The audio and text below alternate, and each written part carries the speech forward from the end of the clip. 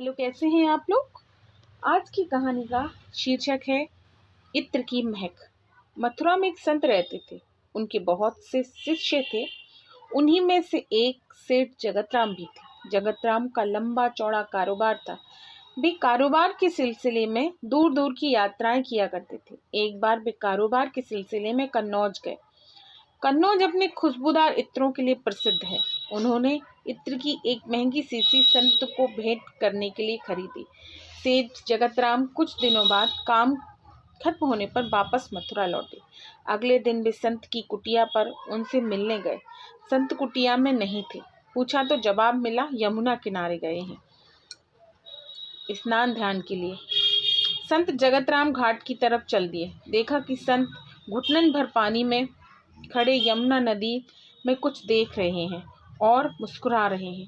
तेज चाल से वे संत के नजदीक पहुंचे। प्रणाम करके बोले, आपके लिए कन्नौज से इत्र की शीशी लाया हूँ।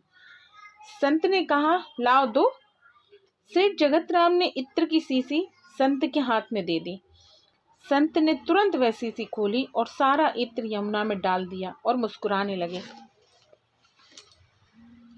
जगतराम यह दृश्य देख रहा था और देखकर उदास हो गए और सोचा, एक बार भी इत्र का इस्तेमाल नहीं किया, सूंघा भी नहीं और पूरा इत्र यमुना में डाल दिया। वे कुछ न बोले और उदास मन घर वापस लौट गए।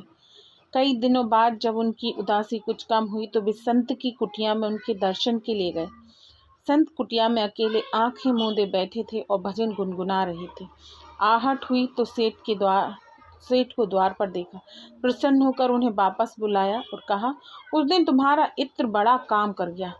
सेठ ने आश्चर्य से संत की तरफ देखा और पूछा, मैं कुछ समझा नहीं। संत ने कहा, उस दिन यमुना में राधा जी और कृष्ण जी की होली हो रही थी। श्री राधा जी ने श्री कृष्ण के ऊपर रंग डालने के लिए जैसे ही बर्तन में पिचकारी डाली, उसी समय मैंने तुम्हारा लाया इत्र बर्तन में डाल दिया। सारा इत्र पिचकारी के रंग के साथ श्री कृष्ण के शरीर पर चला गया और भगवान श्री कृष्ण इत्र की महक से महकने लगे। तुम्हारे लाए इत्र ने श्री कृष्ण और श्री राधा रानी की होली में एक नया रंग भर दिया। तुम्हारी वजह से मुझे भी श्री कृष्ण और श्री राधा रानी की कृपा प्राप्त हुई। सेठ जगतराम आंखें फाड़े संत को देख रहे। उनकी कुछ समझ में नहीं आ रहा था।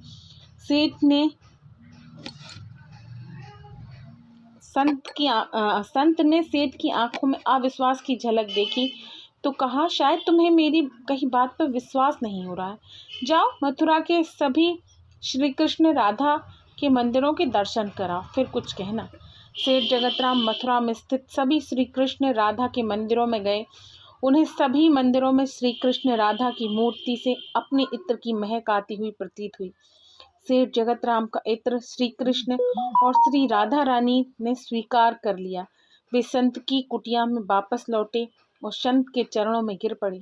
सेठ की आंखों से अश्रुओं की धारा बह निकली और उससे संत जी का अधिकार मालूम हुआ। संत की आंखें में प्रभु श्री कृष्ण की याद में गीली हो गईं। इसीलिए सदैव ध्यान रहे कि संत महात्मा भले ही हमारे जैसे दिखते हों, रहते हों, लेकिन वे हर वक्त ईश्वर में मन लगाए रहते हैं। हम जैसों के लिए यह अधिकार तब प्राप्त होता है जब हमारी भक्ति बढ़े, नाम सिमरन बढ़े। बोलो जय श्री राधे।